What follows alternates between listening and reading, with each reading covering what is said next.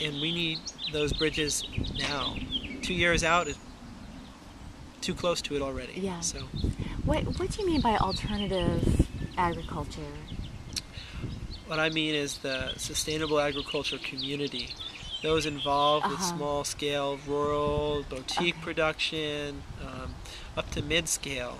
They're not part of the larger conventional system. If organic agriculture as a whole is working in less than 3 to 4% of the mainstream market, and then there's a fraction of that market that is going to the alternative, not the mainstream mainstream organic, but the alternative.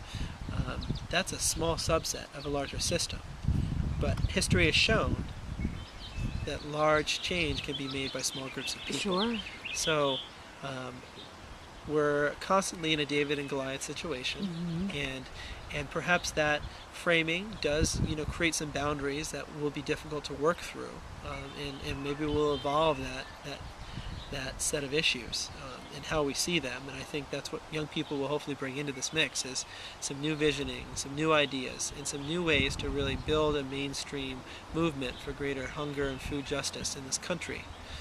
Because if we're talking about solving the world's hunger problems and we're still having these issues at home, again, we need to turn into our back door. When you go to the capital of this country and you go into Northeast versus Northwest and you look at the bifurcation of this country's capital and the challenges in our country's capital, who are we really talking to? I mean, should we really be listening more to ourselves?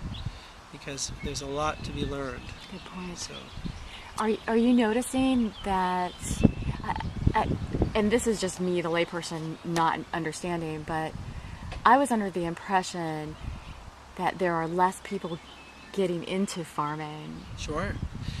Yeah. Okay, sorry. So over the last 50 years, we went from 40% of Americans involved in food and farming to less than 1.5% currently. Okay.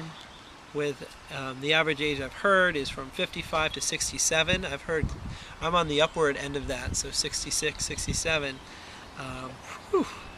What that means is more concentration, more technological efficiency, but less democracy. What it means is what we've seen with the rise of sedentism and society itself 10,000 years ago was, food barons. When we had a delayed food storage economy, Morris Berman, who's a really great writer on this in a book called Wandering God, A Study in Nomadic Spirituality, talked about the rise of sedentism in society.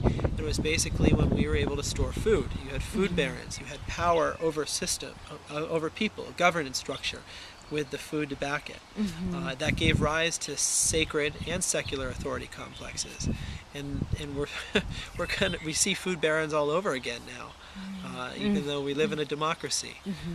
It seems that we are ruled consistently by an oligarchy or a set of barons, so to speak.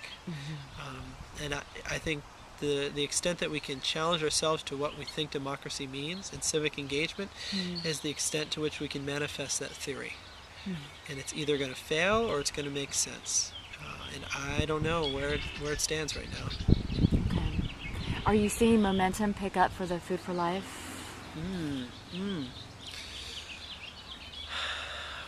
Good question. I haven't pulsed that. Okay. Have you? No, I haven't.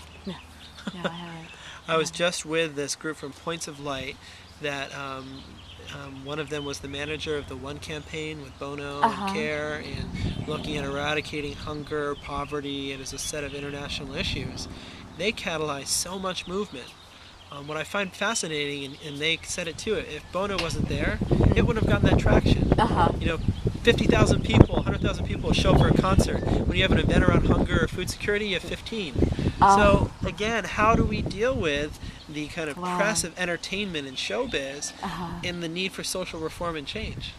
And I think one is an example. They hybrid worked with entertainment to launch a campaign that engaged a lot of people. Now, I don't know what the follow-through will be, but it heightened a lot of awareness. Indeed. So now their new form is called Points of Light.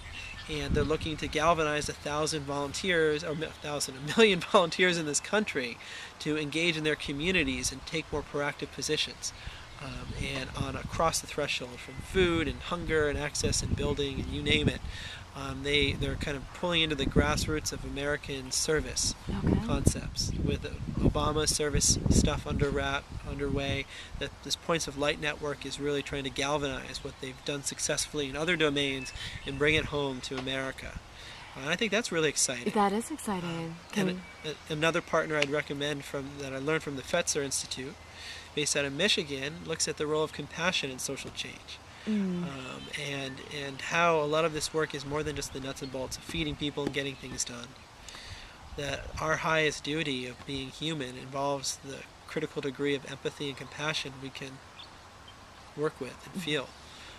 And I think, again, that's more structural issues that are debasing empathy and compassion from our communities. Yeah. These trends of unemployment, of job insecurity, of food insecurity are just furthering the inability for us to cultivate some of the key human emotions needed in these difficult times.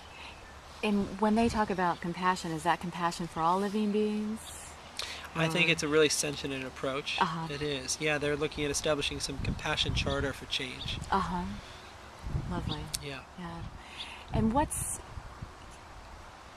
as I've been doing this research, and